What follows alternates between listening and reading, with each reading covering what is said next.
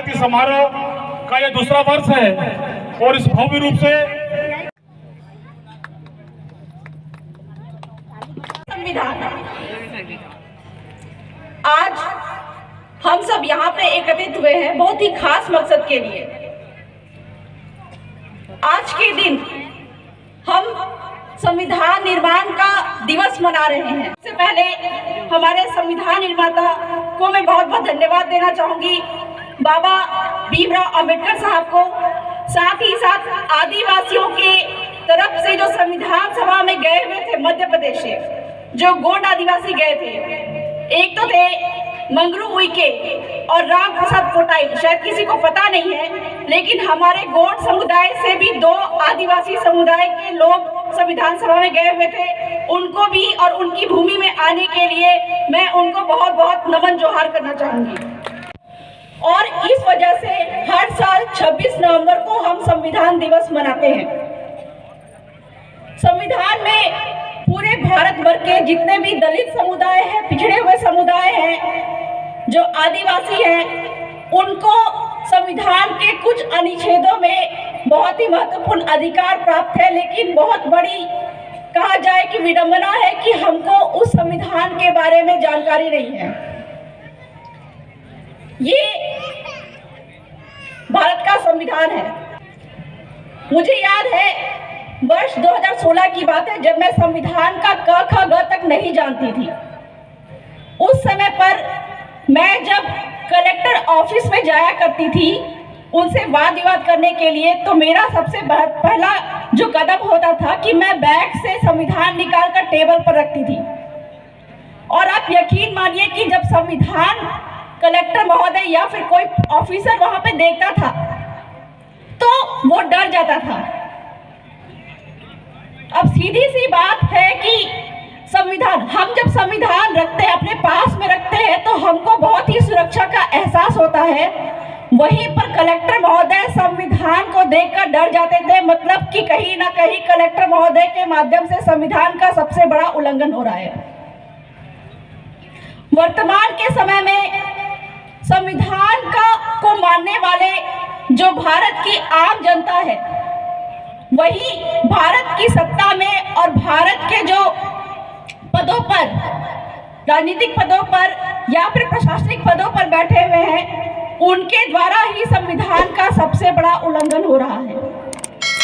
और आप यकीन मानिए कि संविधान को मानने की वजह से पूरे भारत के इतिहास में पहली बार ये हुआ होगा कि भारत के संविधान को मानने की वजह से या भारत के संविधान को सिखाने की वजह से मुझ पर देशद्रोह का इल्जाम लगा था, जिसकी वजह से गुजरात में मुझे 1 साल 13 दिन जेल में भी रहना पड़ा था। लेकिन जेल में रहने के दौरान और मुझ पर जो केस लगाया था, वो केस भी जो जांच एजेंसी होती है, आतंकवाद निरोध दस्ता, उन्होंने मुझ पर झूठा आरोप लगाकर मुझे 1 साल 13 दिन तक जेल में रखा। लेकिन संविधान की जीत थी कि 1 साल 13 दिन के बाद गुजरात हाईकोर्ट ने मुझे यह कहकर जमानत दी कि बबीता कच्छप सामाजिक कार्यकर्ता है और संविधान की अपने तरह से व्याख्या करना कहीं भी देशद्रोह गुनाह की कैटेगरी में नहीं आता है। तो ये संविधान की बहुत बड़ी जीत थी। आज का दिन है जब भारत के जितने भी लोगों को संविधान बताया गया, वो इतने जागरूक हो गए हैं कि वो सीधे कलेक्टर महोदय से सीधा बहस करते हैं। आज जो यहाँ पर मेरे आने का मूल मकसद था, यूं तो मैं संविधान की बातें करती हूँ, अपने समुदाय, जिस समुदाय से मैं बिलोंग करती हूँ, आदिवासी समुदाय से बिलोंग करती हूँ, उसके हक अधिकार, सुरक्षा के जो अधिकार भारत के संविधान में दिए हुए हैं, मैं उनकी जानकारी लोगों को दिया करती हूँ। लेकिन वर्तमान समय में भारत के जो भी पिछड़े समुदाय है, दलित समुदाय है, उनके साथ में बहुत बड़ा एक अत्याचार होने वाला, जिसकी बात मैं शुरुआत में ही कह चुकी हूँ कि भारत का संविधान खत्म होने वाला है, कि भारत हिंदू राष्ट्र बनने वाला है। मैं किसी जाति विशेष या मैं किसी धर्म विशेष का सपोर्ट नहीं करती या फिर मैं किसी धर्म को फॉलो नहीं करती, लेकिन जो ये हिंदू राष्ट्र की बात है, इससे पूरे भारत के जो भी पिछड़े हुए समुदाय है, जो दबे कुचले समुदाय है, चाहे वो आदिवासी हो, एससी हो, ओबीसी हो, इनको बहुत बड़ा नुकसान होने वाला है। आप लोगों ने शायद सुना भी होगा यूनिफॉर्म सिविल कोड के बारे में, यानी कि एक समान नागरिक संहिता के बारे में। ये एक समान नागरिक संहिता क्या है? संविधान की बात थोड़ी आप लोगों को मुश्किल लगेगी, क्योंकि भारत के संविधान को जानबूझकर थोड़ा मुश्किल बनाया गया है, जो कि आम लोगों को समझ में नहीं आती है, और इस कारण से भारत में वकीलों की संख्या बढ़ती जा रही है। तो यह जो यूनिफॉर्म सिविल कोड है, जिसके अनुसार राज्य कोशिश करेगा कि पूरे भारत भर के लोगों को एक समान नागरिक संहिता में लाया जाए। संविधान में इतने सारे अनुच्छेद हैं, जिसके अनुसार देश भर के आदिवासियों को, देश भर के एससी समुदाय को, देश भर के ओबीसी समुदाय को विशेषाधिकार प्राप्त है, लेकिन उन अनुच्छेदों का पूर्ण तरीके से पालन नहीं किया जा रहा है। और जिस चीज से हम लोगों को सबसे बड़ा नुकसान है, जिसको मानने के लिए राज्य और सरकारें बाध्य नहीं है, उस अनुच्छेद का पालन करने के लिए वो इतना उतावल क्यों हो रही है? क्यों? क्योंकि एक झटके से ये जिस दिन ये यूनिफॉर्म सिविल कोड या एक समान नागरिक संहिता भारत में लागू हो जाएगा, उस दिन एक झटके में सारे के सारे संवैधानिक अधिकार खत्म हो जाएंगे। और वो जो बात कर रहे हैं मनुस्मृति की, जाति व्यवस्था तो खत्म हो जाएगी, लेकिन वो जो वैश्य शूद्र ब्राह्मण क्षत्रिय वाली जो व्यवस्था है, मनुस्मृति है, वो लागू हो जाएगा। तो उस दिन के लिए मैं आप लोगों को थोड़ा बहुत कुछ जानकारी देना चाहूंगी कि इससे कैसे बचा जाए। साथ में ये जो व्यवस्था है संविधान में, भारत के संविधान के साथ साथ में हर राज्य के लैंड रेवेन्यू कोड यानी कि राजस्व संहिता और आपके जो भी जमीन के टेनेंसी एक्ट है यानी काश्तकारी अधिनियम है, उसमें एसटी और एससी की जमीन को सीधे तरीके से नहीं लिया जा सकता। इसको लेने के पहले कलेक्टर महोदय को यह अधिकार प्राप्त है कि उनकी पूर्व मंजूरी लेना आवश्यक होगा। साथ ही साथ में जो हमको आरक्षण का अधिकार है, संविधान रूप में विशेष रूप से आरक्षण का अधिकार है। बहुत लोग बोलते हैं कि आरक्षण हमको भीख में प्राप्त है, जबकि ये आरक्षण हमको भीख में नहीं मिली। एक उदाहरण देना चाहूंगी आरक्षण के बारे में कि एक माँ के 4 बेटे हैं, 4 बेटों को कायदे से 4-4 रोटी, एक रोटी देनी चाहिए उनको बराबरी के तौर पर। लेकिन चूंकि उम्र के हिसाब से बड़े बेटे को खाने की जरूरत ज्यादा है, इसलिए हो सकता है माँ उसको 2 रोटी दे, उससे छोटे वाले को 1 रोटी दे, और उससे बाकी के 2 छोटे बेटे हैं उनको आधी आधी रोटी दे। यही है आरक्षण की व्यवस्था कि जिनके पास में ज्यादा जमीन है या फिर जिस क्षेत्र पर उनका विशेषाधिकार या जिस क्षेत्र में उनका जनसंख्या ज्यादा है, उसी आधार पे ही उनको आरक्षण का अधिकार प्राप्त है। ये हमको भीख में नहीं मिली हुई है। पर इस चीज का भी वहम फैलाया जाता है कि आरक्षण हमको भीख में मिला हुआ है।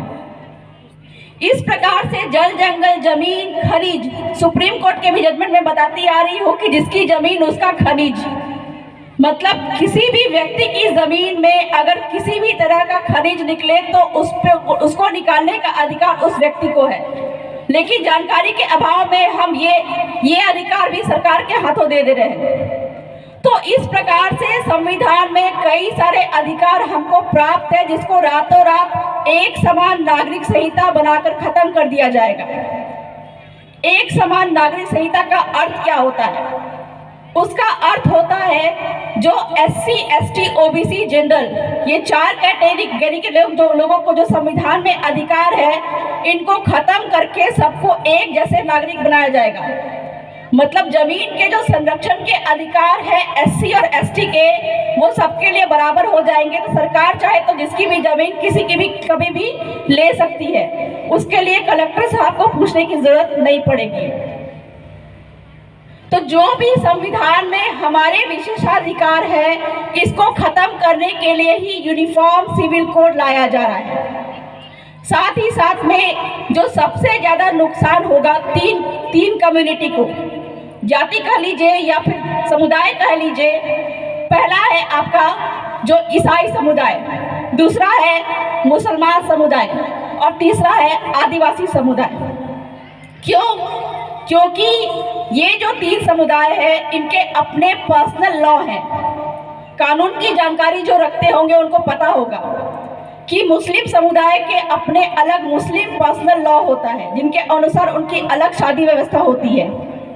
ठीक वैसे ही आपके जो आदिवासी समुदाय है, इनका अपना अलग कस्टमरी लॉ होता है, यानी कि रूढ़ी प्रथा होता है, जिसके अनुसार वो संचालित होते हैं। आदिवासी समुदाय अगर 2 शादी करे तो उनमें कोई कानून नहीं लगता है, उन पे कोई दहेज प्रताड़ना का केस नहीं लगता है, क्योंकि आदिवासी समुदायों में लड़के जो लड़कियों को दहेज देते हैं, खर्चे की रकम देते हैं, तो उनका अपना अलग कानून है। ठीक वैसे ही एक जो महत्वपूर्ण मुद्दा है, आप लोगों को पता होगा, 3 तलाक का मुद्दा। वर्तमान में जो चल रहा था 3 तलाक का मुद्दा, जिसके अनुसार 3 तलाक को, मुस्लिम समुदाय के 3 तलाक को बदनाम करके उसको खत्म किया गया कि ये उनके मौलिक अधिकारों का हनन करती है। लेकिन असल में ये 3 तलाक क्या था? 3 तलाक का मतलब होता था, जो कि वर्तमान में शादी व्यवस्था में भी चलता आता है, जो हमको कोर्ट ये ऑर्डर देती है। पहले तलाक में कोई व्यक्ति जिसको तलाक लेना है, लड़के लड़की को तलाक लेना है, 6 महीने आप दूर रहो, दूर रह कर देखो, अगर आपको वहां पे एडजस्ट होता है, याद आती है, तब जाके ये तलाक खत्म हो जाएगा। फिर भी अगर एडजस्ट नहीं होता तो 6 महीने या 3 महीने आप साथ में रहकर देखो।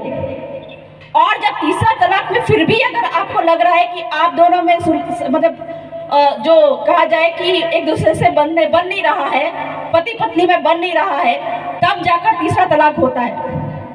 तो ये जो तलाक की व्यवस्था थी, 3 तलाक की व्यवस्था थी, जो कि मुस्लिम समुदाय के बीच की व्यवस्था थी, जिसपे किसी भी कानून को वहां पे हस्तक्षेप करने का अधिकार नहीं था। ये अधिकार सरकारों ने छीन लिया और वहां पे संशोधन किया, और वहां पे मुस्लिम समुदाय को ये अधिकार था, जैसा कि हमारे संविधान के अनुच्छेद 13(1), 13(2) और 13(3) में हमको ये अधिकार है कि संविधान के पहले के जो भी कानून हैं, उनमें अगर संशोधन हो रहा हो, या संविधान का अनुच्छेद यानी 1950 के बाद के बन रहे कानून को हम चाहे तो रोक सकते हैं। कैसे? लोकतंत्र के माध्यम से। लोकतंत्र में हम शांतिपूर्वक धरना, विरोध प्रदर्शन या फिर ज्ञापन के माध्यम से वर्तमान के कानून या पहले के कानूनों को रोक सकते हैं, या भी किसी भी तरह का हम पे अत्याचार हो रहा हो, इसको हम रोक सकते हैं। इसको ही लोकतंत्र कहा गया है, जिसको संविधान में हमको ये अधिकार दिलाया गया है। और अंतिम में कोई उपाय नहीं बचे तो हाई कोर्ट, सुप्रीम कोर्ट जाकर हम इस चीज को रोक सकते हैं। ये हमको संविधान ने अधिकार दिया है। तो ये 3 तलाक के माध्यम से जो भी उनके रूढ़ी प्रथा थे, उनको छीन कर सरकारों ने अपने हाथों में ले लिया। ठीक वैसे ही आदिवासी समुदाय के साथ में है। दूसरी बात है कि वर्तमान में, और ये सारी चीजें जो हो रही है कि आदिवासियों के कस्टमरी लॉ या फिर मुस्लिम के पर्सनल लॉ, या फिर कहा जाए कि ईसाई समुदाय के जो ईसाई पर्सनल लॉ को खत्म करने की जो साजिश है, वो क्यों हो रही है? ताकि हिंदू राष्ट्र बनाया जाए, और हिंदू राष्ट्र बनाने के बाद में यूनिफॉर्म सिविल कोड आएगा, यानी कि एक समान नागरिक संहिता। और जब एक समान नागरिक संहिता आएगा तो ये भारत का संविधान को भी बदला जाएगा। ऐसे भी इतिहास रहा है भारत का संविधान को बदलने का, क्योंकि अंग्रेजी संविधान जो था वो 1905 का संविधान था अंग्रेजी, उसको बदल के 1909 में संविधान लाया गया, उसको बदल के 1919 में लाया गया, और उसको बदल के 1935 का संविधान किया गया, और उसी के कुछ भागों को वर्तमान के संविधान में भी डाला गया। तो इन 70 सालों में भारत के संविधान को बदला नहीं गया। संशोधन तो बहुत हुए, बदला नहीं गया। वर्तमान के समय में अगर भारत के संविधान को बदला जाता है तो हमको उससे आपत्ति नहीं है, क्योंकि हमारे जो समुदाय जो है, अपने अपने समुदाय, एससी समुदाय, एसटी समुदाय, ओबीसी समुदाय, या फिर जो हमारे धार्मिक लोग हैं, इनके जो अधिकार है वो जोड़ के तो इसमें डाला जाएगा। लेकिन अगर एक बार हिंदू राष्ट्र बन गया, उसके बाद या फिर यूनिफॉर्म सिविल कोड पहले आता है, दोनों ही स्थिति में संविधान को खत्म कर दिया जाएगा और हमारे जो अधिकार सुनिश्चित है हमारे संविधान में, वन व्यवस्था तो वही रहेगी, सारे जो हमारे अधिकार तो खत्म हो जाएंगे एससी, ओबीसी, जनरल, एसटी के, और साथ ही साथ में सबको एक समान केवल दिखाया तो जाएगा, लेकिन हमारे सारे अधिकार को खत्म कर दिया जाएगा और वन व्यवस्था और मनुस्मृति लागू हो जाएगी। तो इस प्रकार से मैंने ये बताया कि हिंदू राष्ट्र बनाया जाएगा। हमको हिंदू राष्ट्र बनने से कोई ऐतराज नहीं है, आप हिंदू राष्ट्र बनाइए। मैं भारत के संविधान के पहले के जो इतिहास है भारत का, उसको मैं पढ़ चुकी हूँ। जो 1947 जब देश आजाद होने वाला था, उस समय पर क्या होने वाला था, हिंदू राष्ट्र क्यों, भारत कैसे बनने वाला था, या फिर पाकिस्तान कैसे बना, ये सारी बातें सारी मैं जो पढ़ चुकी हूँ। उस समय पे धार्मिक आधार पे दो देश बनने वाले थे, पहला था भारत और दूसरा था पाकिस्तान। पाकिस्तान ने तो मुस्लिम राष्ट्र बनाकर अपनी अलग देश ले लिया, लेकिन भारत ने ये स्वीकार किया कि यहाँ के सारे धर्मों के लोगों को हम संरक्षण देते हुए, उनके धर्म के अधिकार को हम कायम रखते हुए भारत का संविधान लागू करेंगे, हम कोई एक विशेष राज्य नहीं बनाएंगे। प्रस्तावना में भारत को धर्मनिरपेक्ष राज्य बताया गया, धर्मनिरपेक्ष राष्ट्र बताया गया, लेकिन आज उसी चीज का पालन करने के लिए सरकारें जो है लोगों को बाध्य कर रही है। सबसे पहले तो प्रस्तावना में जो धर्मनिरपेक्ष शब्द था उसको बदलकर पंथ निरपेक्ष बताया गया। साथ ही साथ में ये जो सभी धर्मों को मानने की हमारी आज़ादी थी, हम पे जो रातों रात अत्याचार हो रहा है धार्मिक माध्यम से, हमारे जो पर्सनल लॉ को खत्म करने के माध्यम से रातों रात जो अत्याचार हो रहे हैं, उसमें जो सबसे पहला जो मैंने बताया कि मुस्लिम समुदाय के पास में वो जो 3 तलाक या फिर उनके पास में जो पावर था, अभी जैसे भाई ने बताया भी कि जो एनआरसी का मतलब क्या होता है ना, एनआरसी और CAA कानून के बारे में भी आप लोग जान ही रहे होंगे। एनआरसी का मतलब क्या होता है कि जो भी भारत के नागरिक नहीं है उनको इस देश से निकाला जाए। लेकिन वर्तमान की सरकारों की साजिश ये है किसी एक विशेष समुदाय पे हमला करके उस समुदाय को देश से बाहर निकालने का। ऐसे ही एक दूसरा जो है, मतलब मुस्लिम समुदाय का अपना पर्सनल लॉ है, वो हिंदू मैरिज एक्ट या हिंदू राष्ट्र या फिर यूनिफॉर्म सिविल कोड को लागू करने के लिए बहुत बड़ा बाधक है। इस कारण से मुस्लिम समुदाय